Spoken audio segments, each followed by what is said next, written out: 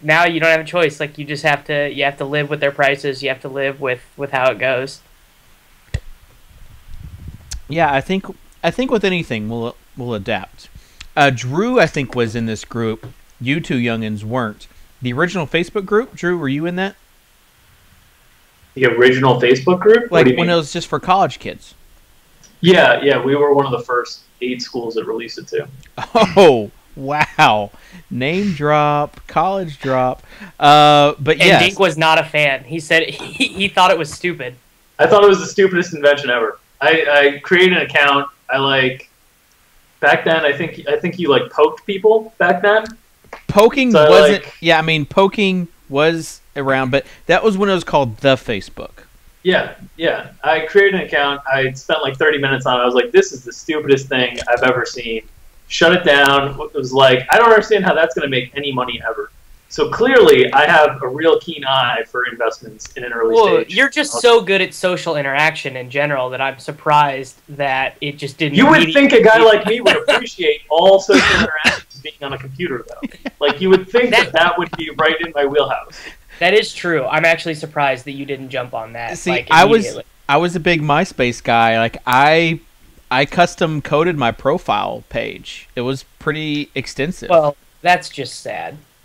Davis, let's not get into like stuff that you've done to waste your life in college. Dude, I have a pretty cool job. I have an awesome girlfriend, and I'm like pretty good at FIFA, dude. Yeah, FIFA, Clash of Clans. Like, you've wasted your time a lot in college as well. But yeah, I thought that Facebook was awesome. I was like, oh, you can create a truck out of figures and put it on somebody's wall. So, do you remember that, Drew, when you got ran over by a truck? No. And you had to forward it on to somebody else. I did not spend much time on it. As you can tell, Wait, hold on, Drew, did you have a MySpace page? No, I did not have a MySpace page. Okay. Because if anyone could find that right now, I would transfer them my DraftKings account balance. You could probably find my my MySpace page was a little emo. If you could probably find it as Kitch TN or Kitch32 or something like that. It was You guys gotta follow Kitchen on Instagram to see pictures of his garden. Oh, way to get me, burn. Oh, it's pretty illuminating. I've got a green thumb doing my part to reduce waste. I gardened with my girlfriend the other day. I planted some cacti. Yeah, I don't even know what that means. Can we get on to the games tonight, though? I know. I'm putting off talking about the games as long as possible because I don't want to get into arguing Scott Kazmir with Drew. It's not just with Drew. You're arguing Scott Kazmir with Vegas, with anybody that has common sense, with Oakland fans. Completely disagree. I'm with Davis on this whole Kazmir thing. Okay, well, that's scary. All right, I'll let you guys talk about Kazmir because it's really pitching sucks today. Okay, can we all agree that Wainwright is that's who you're using on FanDuel, Drew? Is he the guy? No, that's not what I'd go with. So okay, we can't agree. All right, sorry. All right. Let's just give me your who's is Kazmir your number one guy? That's the way I'm looking at things right now. Yes. All right. Can you just explain this, please? Because I'm completely lost. Well, everyone else sucks except Wainwright, who's expensive and gets a lot of ground balls. And ground balls are fun, but they don't reward fantasy points quite as much. Houston is very good against left-handed pitching, so it's not an ideal matchup for Kazmir. But they're really good against left-handed pitching because they hit home runs. And they're in a really tough park to hit home runs. And Kazmir, since he's developed the two-seamer more, he's gotten more ground balls against right-handed bats. And so I think that'll help mitigate the power as well. And they strike out a lot against lefties. And Vegas sees him as an unbelievably, incredibly heavy favorite in a win is worth 4 points on FanDuel. Yeah, I mean, I understand all of that, but that all goes to shit if he gives up, 4 earned runs in the second inning. It's all over. It's all over as soon as Chris Carter gets a hang of one. It's not safe. You can't say that Kazmir is a safe play. I can't. Right. I mean, Wainwright is probably the safest, but there's opportunity cost with Wainwright with the offensive bats that you can take. Now, FanDuel's pricing is pretty loose, So you can probably still fit in a lot of guys. But if you want to play a lot of Nationals, if you want to go that route, it's going to be tough with Wainwright. I got 4 Nationals, including Worth and Rendon, or including Worth, Desmond, and Zimmerman in a Wainwright lineup. Like, not too hard at all. I think that it's a mistake to say, like, well, if you want to stack this expensive team, you need to save a pitcher. No, what you probably need to do is find like a punt outfielder and like a punt. You know, like no one wants to play Dan Johnson at first base, but I played Dan Johnson at first base last night with the Nationals. I would absolutely agree with you if you believe that the difference between the pitchers is huge. If you don't believe the difference between the pitchers is huge, then I would disagree with you. I personally don't believe the difference between the 2 pitchers is huge. I can understand if you would, though. This is more what I believe. I believe that the difference in their median projections is very close. But I think the range of projections for Kazmir is way wider because his chance of getting shelled versus a high-power offense is infinitely greater. We talk too much. I'll let Derek talk for a second. I completely agree with Davis, like, on this whole thing. Like, yeah, he's in a good park. He's getting home field advantage. But Houston is a good offense, and they're a really right-handed offense. Like, yeah, they're getting, like, a big park downshift. But they're still a really good offense, and Kazmir isn't like an elite lefty. Like, he's good, but he's not, like, incredible. I think with not having the platoon advantage against basically anybody in the entire lineup, I think it's going to be tough for him, even in terms of expected value. And then, like you were saying, he's extremely high variability because Houston does have so much power. All it takes is a couple dongs, and his night is ruined. I mean, like in a GPP, fine, but like as your single FanDuel cash game pitcher, it's just not a safe or, in my opinion, a very smart play. You at least agree that the range of projections is wider, Drew, for Kazmir? Yeah, of course, of course. I wouldn't argue that at all. But at the same time, like if the options just aren't great, and Wainwright for me is expensive for the matchup that he's getting. So it's not. Yeah, I agree. It's not like Wainwright's matchup is like a great matchup. I just think on a night where pitching is just so crappy and so variable, and just it's like you're just throwing shit at the wall and hoping that something's going to stick, that Wainwright is the safest option. And I don't think you turn away from that to go for someone like Kazmir, who has such risk in his matchup. And I mean, Wainwright's price on DraftKings is significantly lower from where it normally is. Actually, he's at 10.4. I think it's 10.8 is what it was at. I'm not, but that's like a good $1,000 cheaper than he normally is. And I don't know if that's because he hasn't been great lately, or if they soften the prices a little bit for tonight's slate, or what is happening. But to me, like, that's normally the price tag that you're getting like Jordan Zimmerman at, or like a pitcher who is good, but not a pitcher who is great. Like David Price, Clayton Kershaw, Felix Hernandez, those guys all hover in the 12K range. Wainwright just started the All-Star game, a week ago. He's like, he shouldn't have, obviously. Kershaw should have. But he's an elite pitcher. And on DraftKings, honestly, the right combo is probably to use Kazmir and Wainwright in cash games. Is that the route that you think, Drew? That probably makes sense. I've been building from a tournament perspective today because that's really where more of my focus is. That probably makes sense. The other part of the equation, though, is the same things that you argue against Kazmir are the same risks, perhaps with maybe a little bit less upside with Mike Minor, who's way cheaper. He's been pitching a lot worse, and he's in a worse park for home runs, which is his big issue. So, but I think if you're going to pay for Wainwright, it's going to be tough to pay for Kazmir as well, unless you're punting a few options. Because pricing's tough on DraftKings. That's the other thing that I've heard a lot of people talk about, how pricing was so tough on DraftStreet. When you talk about Coors Field pricing, I don't think anybody's tougher than DraftKings. Yeah. So I think it's tough to build a lineup of offensive players that you really, really feel good about if you try to pair Wainwright and Kazmir. I agree, and I do think there are, there's other options, I think, to pair with Wainwright tonight. I don't think I'm pairing him with Kazmir, especially since he's so expensive, and because I do want that Nationals Coors exposure. I think Mike Minor is a decent option tonight. He kind of has some of the reservations I have with Kazmir working against him, where he's a lefty against a righty-heavy offense. except that Miami's offense is a lot worse than Houston's is. Yeah, so I think Minor and Kazmir are relatively comparable pitchers. I mean, Kazmir is a little better, but Minor is still a good pitcher. He's getting home field advantage, and I think I would take him for whatever it's. I think it's like 2K less or something on DraftKings, and I think that's the way I would probably go, or even just split my DraftKings lineup with Wainwright and Minor, and then Wainwright and like someone else. Yeah. The guy that I'm on for a second pitcher tonight for the big tournament and cash games is Jacob deGrom. There are a lot of things going against him, as you pointed out earlier to me, Derek. You know, he doesn't have home field advantage. He's not going to have the platoon over a ton of their hitters. But I do think that he's a pretty good pitcher.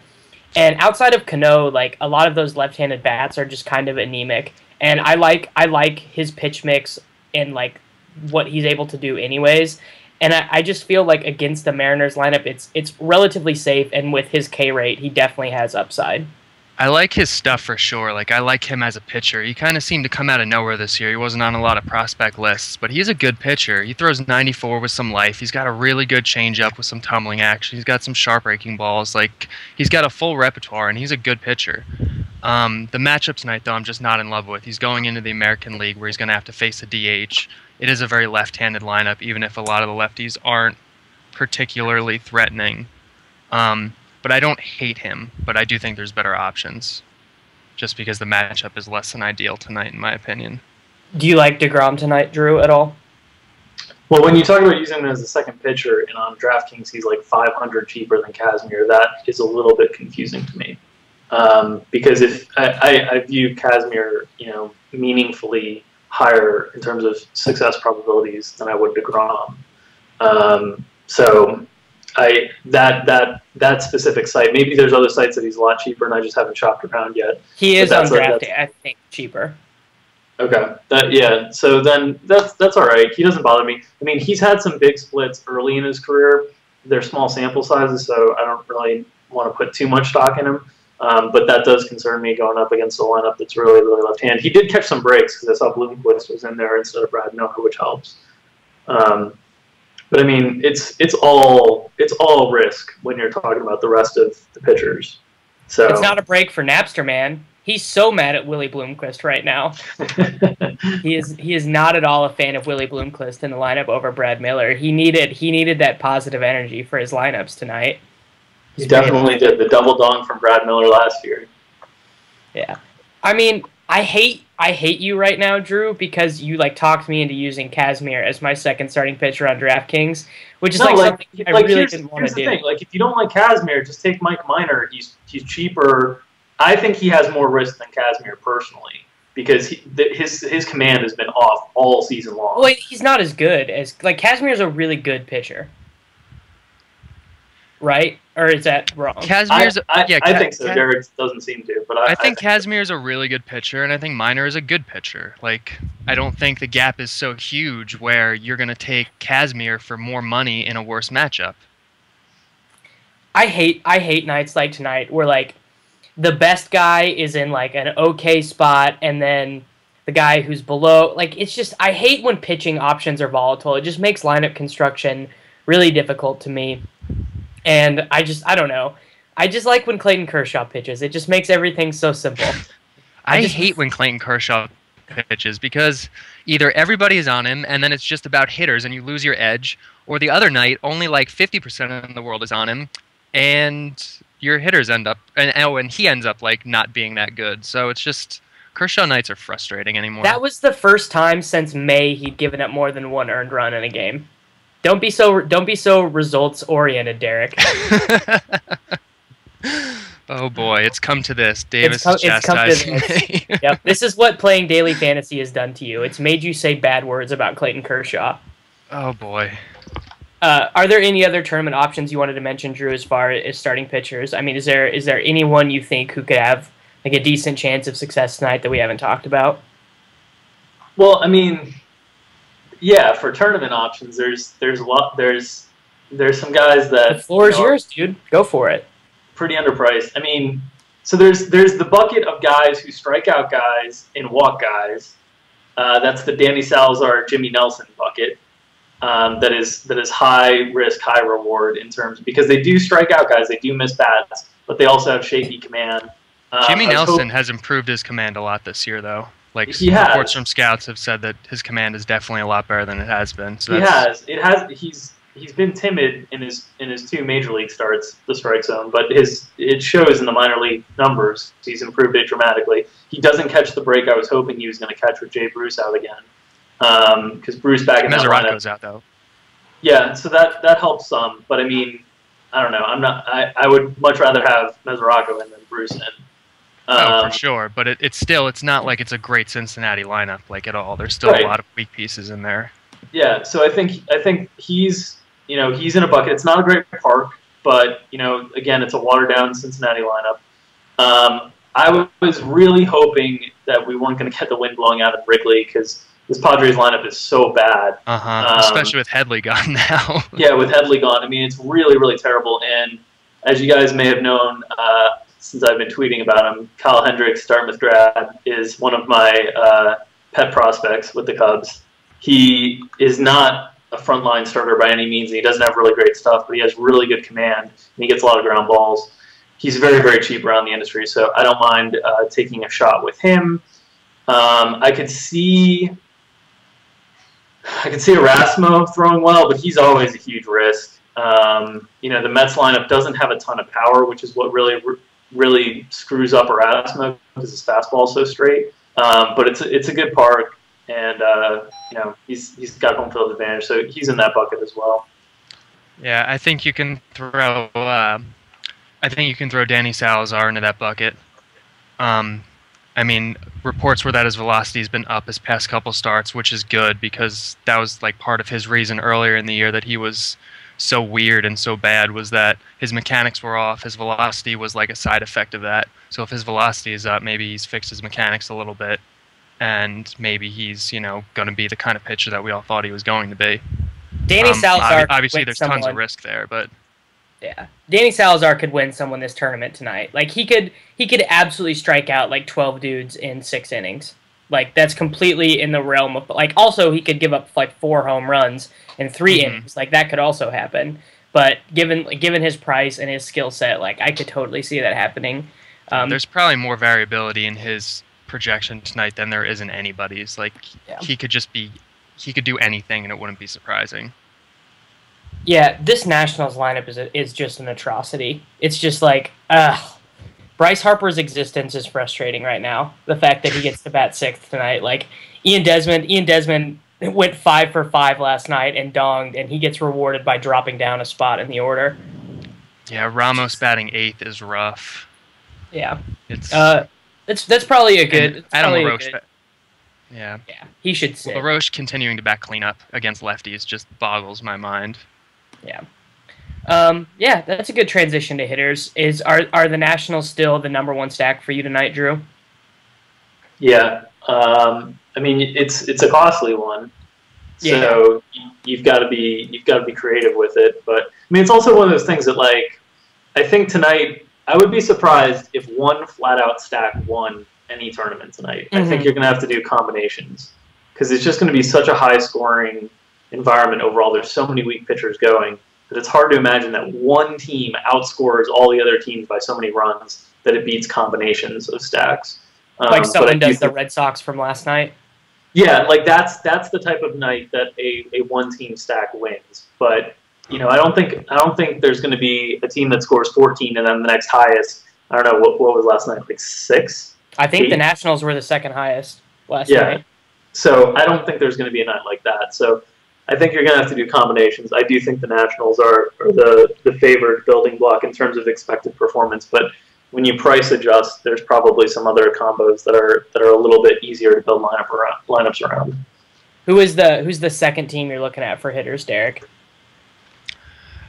I think I hate it because they burn me so often, but I think the Yankees set up really well against Nick Martinez, who's terrible. They're at home. The lefties are getting the platoon advantage with that porch, and it's just... But it's hard, like putting Beltran in your lineup every night and having him do nothing. Like, it's frustrating, but I do think they're probably the next best stacking option. Yeah. I think Cleveland too. It looks really good against Johan Pino. Yeah. Drew, I assume that you're on board with the Yankee stack versus Martinez. You're a noted Nick Martinez picker, honor person. Yeah, I mean, he's not very good, and he's really bad against lefties. And that's just the worst possible park environment to be really bad against lefties. So, yeah, I think the Yankees are the next team that I would want to build around. And obviously, McCann's got a favorable price point around the industry, so that's not too hard. Same with Beltran. Ellsbury's a little bit more expensive, but I think he's, along with that Coors Field crowd, probably worth the price point on many sites. That would definitely be my next stack that I'd be looking at. Yeah, I think a team that might go a little bit under-owned since everyone's focusing on the Coors game. Obviously, the Athletics against Oberholzer, who's just very mediocre, and they're just stacking up. I think the only left-handed bat they have in the lineup is Moss. But I think the Chicago White Sox versus Bruce Chen, Abreu, Diane Brady's out, though. Oh, is he really? Okay. Yeah. Well, then let me just give away a super top-secret great money pick tonight. Paul Konerko is definitely hanging dong off Bruce Chen. This is probably not going to happen, but I'm going to probably play him anyways because he's so cheap. I think Konerko's a good punt tonight. Yeah, it's just like, it's weird the way the Nationals lineup is set up, you obviously don't want to use LaRoche versus a lefty, so you find that first base slot is actually one of the last slots that you're filling up, and Konerko is 3.4 on DraftKings, he's 2.5 on FanDuel. He fits into a lot of really good lineup combinations, and his numbers versus left-handed pitching for his career and his 3-year split are still really, really good. He's not the same player that he used to be, but he can still hit left-handed pitching really well. So I kind of like him and Viciedo together. And I hate Diane Viciedo because he's guaranteed to go over 4 when he's in a good spot. He's one of those guys he's like Adam Dunn, but from the right side. Like he's high variability. Because a lot of his value is tied up in his power. Are you on board with the Konerko pick, Drew? Yeah, I always like Konerko. I hate that the lineup construction. Betting Connor Gillespie third is just asinine. So Konerko hitting 6th is a bit of a nuisance to his value. It's not great.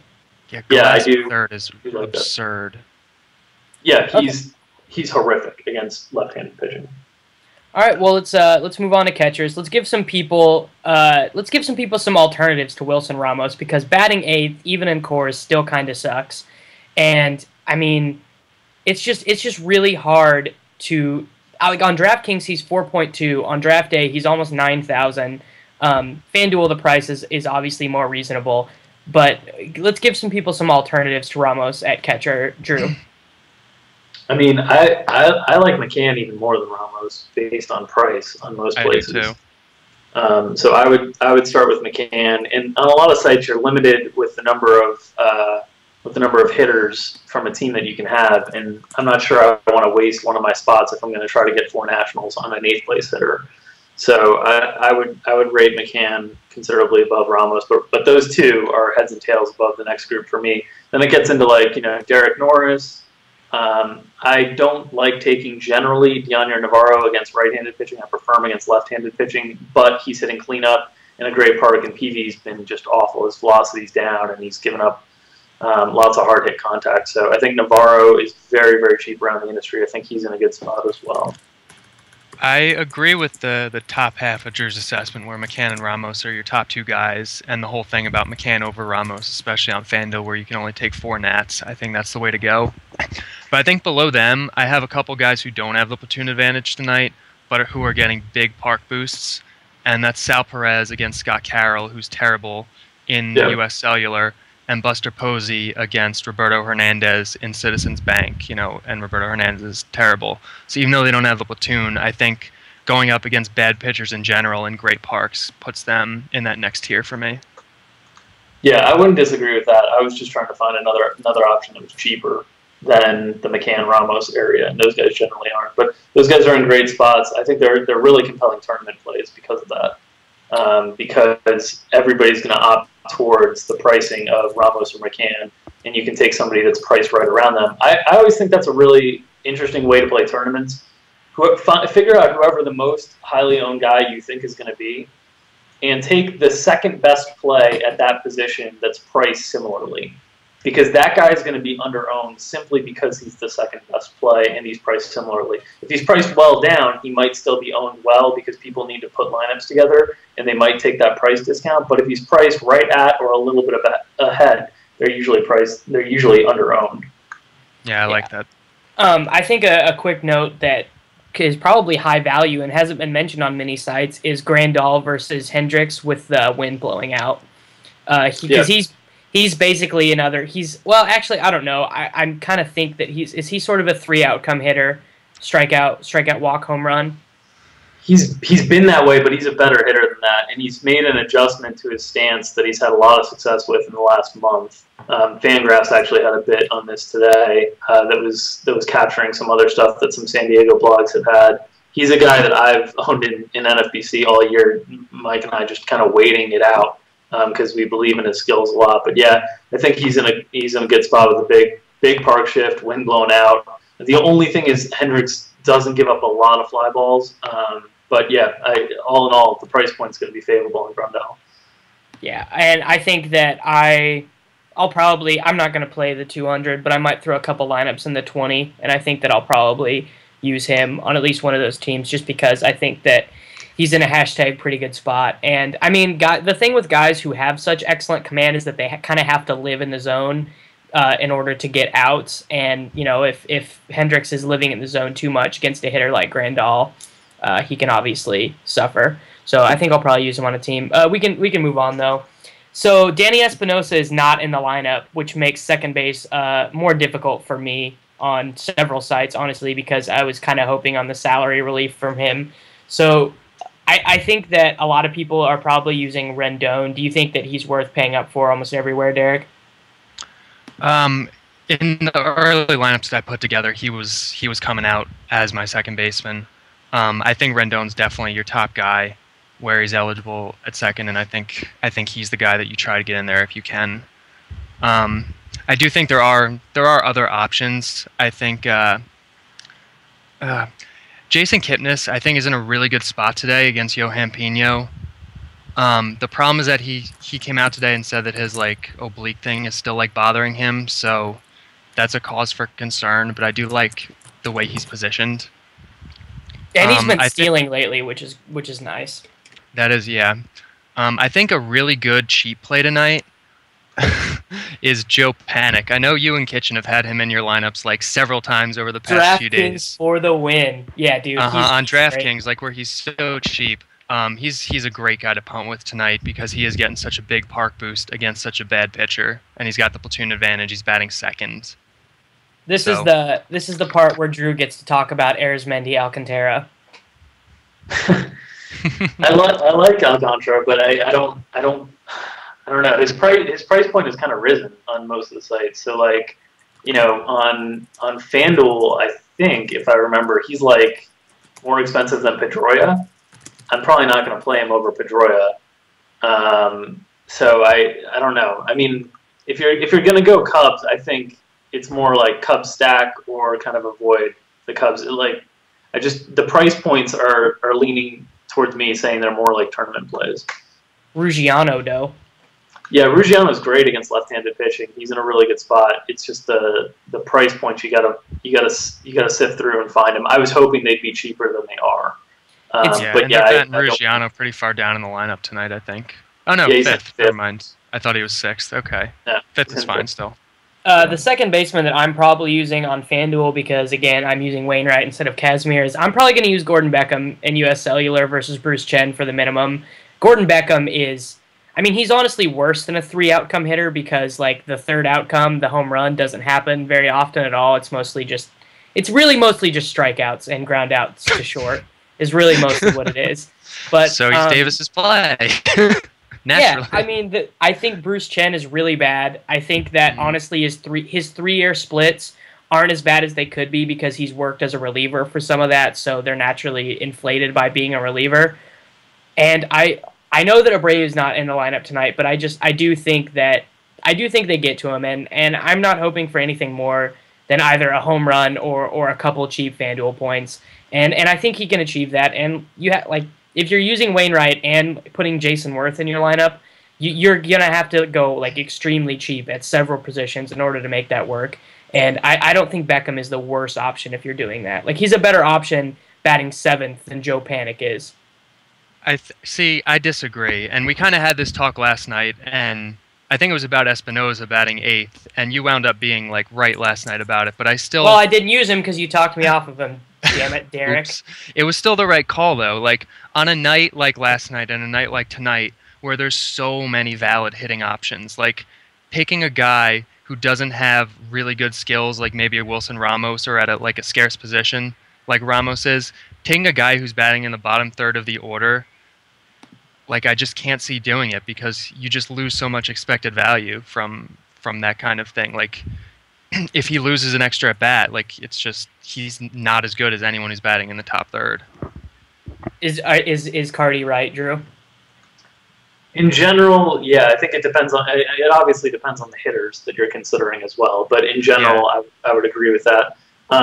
Here's the tough thing with like FanDuel, if you're talking about like bottom barrel guys on FanDuel, because another guy that checks out there that's hitting second for the Padres is Amarista.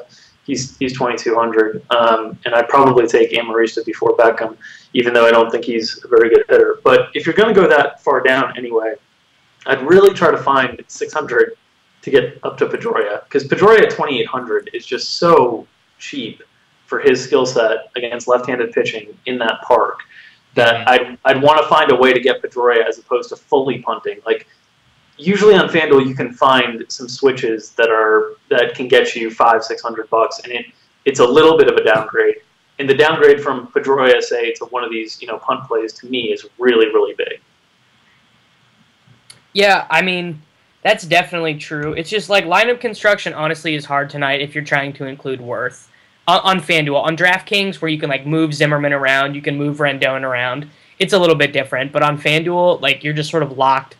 And it's just, I don't think I've found a combination that like really works yet. So it's a work in progress. Moving on to shortstop, though, like, Desmond's batting 7th, so that sucks. But is he still like the top play of the night, Drew? Yeah, I think so. I think there's a pretty big gap between him and the next best option.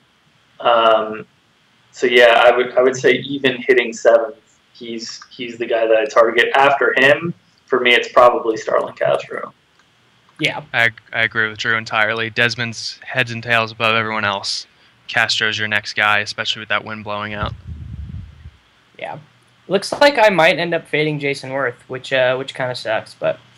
Drew mentioned Alexi Amarista at shortstop, but yeah, I do think Desmond is just sort of the guy that you use. Like, I think that's just sort of the option. He's like one of the only Nationals who's not like crazy priced for like the situation. It sucks because their lineup is so lefty heavy, and it's just hard to use those guys. Like, going lefty is a lot different than going righty. I think, just in general. Does that bear itself out, Derek? Sorry, you cut out for a second. Is going lefty in general like more difficult than like is it harder for left-handed hitters to hit left-handed pitching than for right-handed hitters to hit right-handed pitching? I don't know if that's necessarily, well, yeah, to a certain extent it's true, and then also it's harder because lefties are used to having the platoon advantage so often, and that's built into their price. So when they don't have it, they're priced based on having the platoon advantage 70% of the time. So when they don't, like, they're going to have a hard time being valuable enough to warrant having their price. So when I find myself going without the platoon advantage, it's usually with a righty. Okay, cool. Drew, do you have an opinion on that? Nothing different than what Derek said. Okay. I think too. Let me just, because you mentioned Gordon Beckham as like a good, like, cheaper option against Bruce Chen, and I'm not on board with that. But I think Alexi Ramirez batting second, who's not that much more expensive. I think he's like 500 more on FanDuel or 400 more. And he's batting second against Chen. That I can get behind.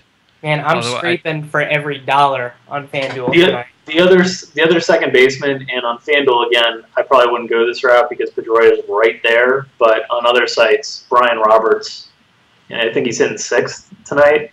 Yeah. Maybe 7th. I mean, yeah, he's hitting 7th. It's not... it's not ideal, but it's not terrible for a really, really low price point. Like, yeah, I think on DraftKings he's really cheap too. Yeah, he's like to me, he's a better hitter than like Joe Panic. So I think I might rather take my chance, especially with the short porch. Joe Panic is a bad hitter. I don't want really anyone. Bad. Yeah, he's terrible. You're hoping for like a hit by pitch and a run scored, and like this is what you're hoping for from Joe Panic. Let's move on to first base though. So this is a position that like you're not playing from Coors tonight. So I'm interested the first baseman you're looking at, Drew. It's tough. And just because of the way that I'm building my lineups, I'm tending to end up on cheaper options at first base. Yeah. So I'm tending to look at Paul Konerko, Nick Swisher type options. Napoli, where he's still priced down, I like a lot. Obviously, I liked Abreu a lot if he was going to be in the lineup, but he's not. That was kind of the top option I was looking at. So now I'm kind of looking at secondary plays, and then another secondary play that I was going to look at was Hosmer, and he's out of the lineup. Yep. So which sucks. Yeah, so it's a little bit of a watered down slate at first base today, which means I think you can do some funky things. Like on DraftKings in one of my lineups, I've got Kelly Johnson at first base. Nate Fryman. You can do that too. You can get your 2 at-bats against Nate Fryman. Oh, but those 2 at-bats when they're both dongs are glorious. I mean, it's so A's because like his first game back in the majors, he donged off of who was Andrew Heaney, and then like when his next plate appearance was, he got pinch hit for like after donging. Like that, it's so A's. It's so A's. Are you sort of on board with the cheaper first base options tonight, Derek? That's kind of where I found myself gravitating towards when I was putting lineups towards earlier. I actually had Kelly Johnson right now penciled into my DraftKings lineup. I'm not in love with it, but a lot of the first base options tonight are just in non-ideal matchups, like all the expensive guys. Like the only really one that has like a pretty good matchup is Freddie Freeman with the platoon against Jacob Turner. But all the other ones are kind of just less than ideal. And some of the guys that I was looking at, like Hosmer, are like out of the lineup. So first base is really tough tonight. I could definitely see I like Napoli the most if you're not. I do like Napoli. I like Freeman a little more, but I like Napoli. Yeah, I think Konerko is the guy that I'm looking for to put in first base cheap, just because I think there is like some sort of disconnect between like what he's capable of doing and his price, just because he doesn't get to play very often. But let me pull up his Fangraphs page, but I bet his slugging percentage is like in line with like his career numbers. Mostly he's still because a pretty decent hitter. Yeah. Against lefties. Not that he doesn't hit righties anymore at all. No. But I mean, like, dude, he just comes in there, gets the bases juiced first inning, clears them with a dong. Like, it's just all, these are totally rational things that can happen. Batting 6th, though, is tough. Like, it's another guy where it's like he's on that cusp of like a lineup spot where you might not want to play tonight just because of it's going to be such a high-powered offense night. Like, you can't afford to lose at bats. Like, I think his matchup is one of the better ones among first basemen tonight.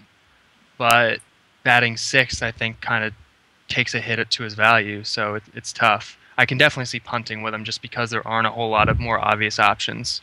But I mean, I just wish he was batting higher up. If I'm being completely honest, I'm really waiting for the Astros lineup to see if Jesus Guzman is in, because if he is, that's probably who I'm going to play.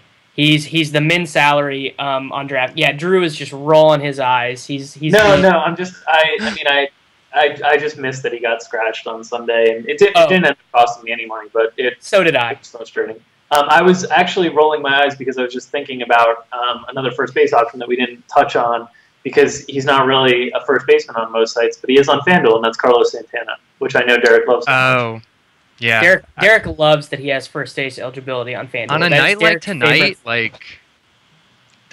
tonight, where there's really not a whole lot of great options, what does he cost anyway? 32, 34. Yeah, I think that's pretty reasonable. Napoli's at 34. Santana's at 33. Give me Santana. I like that. But yeah, I think Chris Carter, Jesus Guzman, these are both viable options against Scott Kazmir. And honestly, on a night like this, not on FanDuel because you're restricted to your nationals, but I don't think Adam LaRoche is the worst play. Just because even though he doesn't have the platoon advantage, there's a good chance. There's a good chance it's going to get into the pen early, and he's right smack in the middle of the lineup that's going to score the most runs tonight, or is projected to score the most runs tonight. So it's not going to take a whole lot for him to, to give you some numbers, and he's pretty cheap. I can just see Bryce Harper coming up with the bases loaded, grounding into a double play, and against Flande, I can just hear Steve swearing from Philadelphia. Like I can hear it in my ears how mad he's going to be when that happens. Let's do third base. The other thing is if you get bonuses for weak ground balls to second, LaRoche killed it last night. Yeah, he was dominant in weak ground balls to second base leagues with men on base. You do get points for that on Narrative Street. Only in cores though. Only in cores. Let's do third base real quick. Is there anyone we need to mention other than Ryan Zimmerman and Josh Donaldson? I think Santana, where he's not a stupid first baseman, but I think those are your main guys. Drew, I can see maybe Panda going into Citizens Bank against Roberto. Even Beltre isn't awful. I mean, he's burned me the past couple days when I've played him, but he's in a good spot again. So, yeah, those are the names that I was thinking of as well. If you want to get into the punt category, total flyer, he's hitting 8th, but again, with the wind blown out, my goal is home run or nothing. So, if you can find a punt price, I don't mind that. Yeah, I think the national that I'm the most okay fading is Zimmerman, because I think Donaldson is such a good third base option, basically. Like, that's the national that I'm okay not having. Like, I'm more likely to try and fit Worth in just because I do think Donaldson is such a good alternative. And I know that a lot of people are sort of going against Donaldson just because ever since he got off to that really hot start, he's been okay. Right, but he's still wobaing 450 versus right-handed pitching, or against left-handed pitching. So I still think Josh Donaldson's an incredible player, and that so-called cold streak has really moved his price down on FanDuel.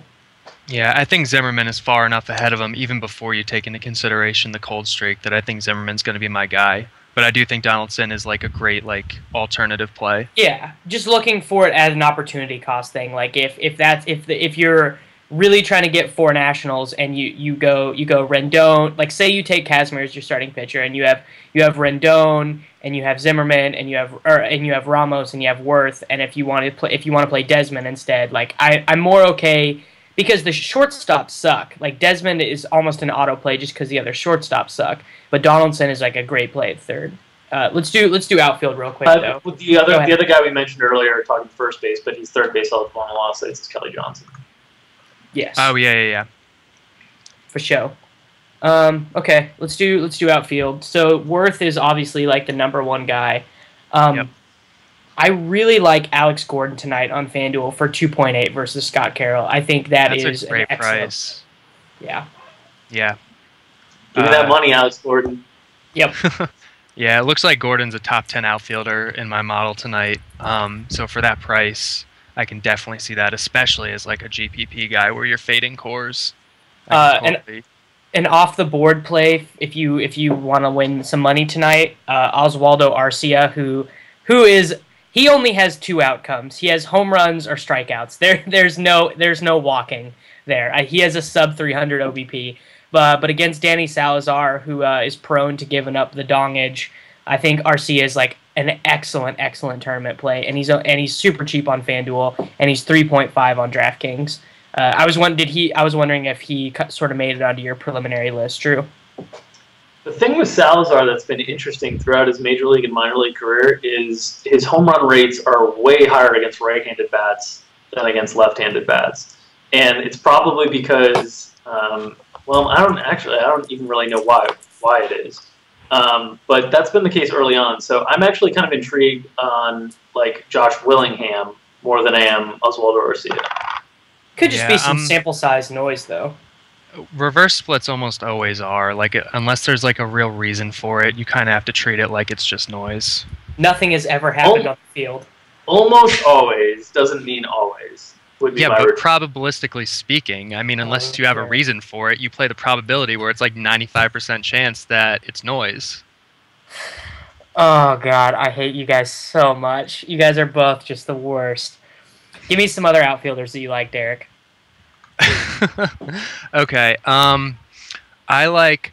Oh, this guy was not on my radar earlier in the day. He is now because he's batting leadoff. And that is... Oh, no, he's batting... Yeah. Wait, what? Derek. Yeah, Derek Dyson or Chris Dickerson? Batting third. I read it wrong, but still. Jim Aducci is batting third for Texas tonight, it looks like. That's not a real person. Yes, it is. There's actually been 2 of them in the major leagues. He's the second Jim Aducci in the major Dink leagues. learned that from searching his name on Fangraphs today. Yep. Sure Really? did. Started looking up a guy with stats in the 1980s and was like, where's this guy been? His WOBA is crazy. I mean, I'm pretty sure... Go ahead. He's a pretty good hitter. Like, he's obviously way outperforming anything you can expect right now in 10 major league games this year. But he's like a solid, like a solid hitter, and he's got a great matchup. He's going into Yankee Stadium with that right field porch. He's got the platoon against Whitley. He's batting third, and he's super cheap especially on DraftKings. Predict his own percentage in the Midsummer Classic tonight, Drew. Because he's real cheap. He's gonna he can tie together a Nationals lineup real easy. I would guess 25%. Yeah, and that's really high for a tournament this big. The other outfielder I wanted to mention was Viciedo, just because Chen sucks. What about you, Drew? Who are some of the guys that you're playing Worth? Who are some cap relief outfielders? We talked about most of them, but I do like Ruggiano. You got a price shop. I always love Johnny Gomes. I have Gomes in. It always sucks when he gets pinch hit for in the middle of the game, but the power is just big upside for a minimal cost. Chris Dickerson hitting second for the Indians, part of a lineup that has a team total of 5. Hitting second is a pretty nice spot to be. So those are some other names that kind of came across my list. I think Jared Dyson we need to throw onto this list. He's batting leadoff against Carroll. Yep. We've seen Cy Carroll has happened 2 starts in a row, right? Has he made some changes that work, or is it just all BABIP? It's just all luck. He's not a good pitcher. I don't even need to look. He's not good. What if he Cy Keuchel'd it though and just developed a sinker that no one can touch? I will look into this for you, Davis, but I highly doubt it. I'm sure Eno would have already written about it if that had happened. Okay, cool. Let's do guaranteed dongs. Drew, guaranteed dongage. Guaranteed dongs. I was going to go with Jose Abreu, but I will now go with Anthony Rendon. Rendon. All right. Under the radar dong? Under the radar dong is Justin Ruggiano. Nice. Cardi? I like that. Over the radar ones are hard tonight. It's not like you're going to pay for him, but I'll go with Miguel Cabrera. Because good park, bad pitcher, even without the platoon advantage. Under the radar, I'll go with Brian McCann. That doesn't count. Your projection system has him as a top 20 hitter every day. All right, That's fine. not under the radar. How about Salvador Perez? That is under the radar. My obvious one, I can't believe neither one of you did this. It's Jason Worth in Coors versus one of the worst left-handed pitchers in baseball history. And my under the radar dong is Paul Konerko. Damn it! I wanted to say Josh Donaldson, but then I said Worth instead. I don't know why that came out. I'm changing it. I can't believe it's not Giancarlo. That's what I can't believe. Wait, are they against the lefty? Yeah, Mike Minor, dude.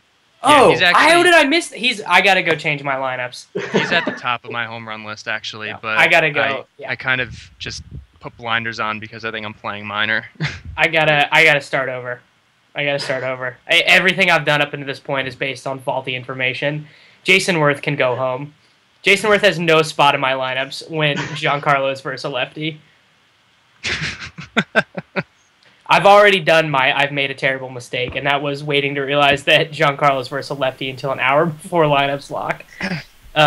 What is your regret going to be tonight, Drew? I think it's pretty obvious that I'm probably going to be fading Wainwright, and we'll see how that goes. Not when you get silver. Yeah. No, this joke didn't work.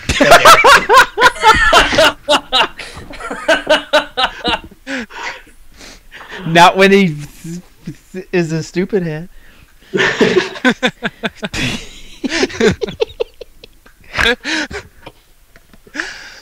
I think I'm going to regret. Well, I mean, everyone seems to be on Casimir, so if Casimir does well, that's what I'm going to regret because I'm not going to be playing him, I don't think. Derek, you haven't been playing dailies for very long, but fading a Vegas decision that is minus 260 rarely ends well for the people. Oh, it's minus 295. Oh my god! Okay, I'm just gonna. In my mind, I'm gonna say that's because Vegas has Donaldson projected for 3 dongs. Like that's how I'm gonna rationalize Well, the total is 7.5. So that would be really impressive with the under at minus 125. I hate this. Why is it like that though? Like I don't understand. Like the matchup doesn't warrant it. You guys should go bet it. I did already. Like I already put I put $25 down on plus 260. Well, there you go. Can we talk about how Davis in our group, our little business chat, said, "Guys, as friends, I'm asking you to fade Casimir today." No, this is what I said. I woke up, I saw the line, and I said, "Guys, I'm not going to get into an argument about this, but I'm going to say it to you one time as your friends. Please don't use Scott Casimir tonight." And then Dan said, "Good luck in your future endeavors, Davis." Hey, someone just rang on my doorbell, so I'm gonna go get that. Oh. The show is yours, kitchen. Special delivery. Swag. Yeah, thanks to Davis for leading the show today. Was a fun show, I thought. Drew, why don't you tell people where people can reach you?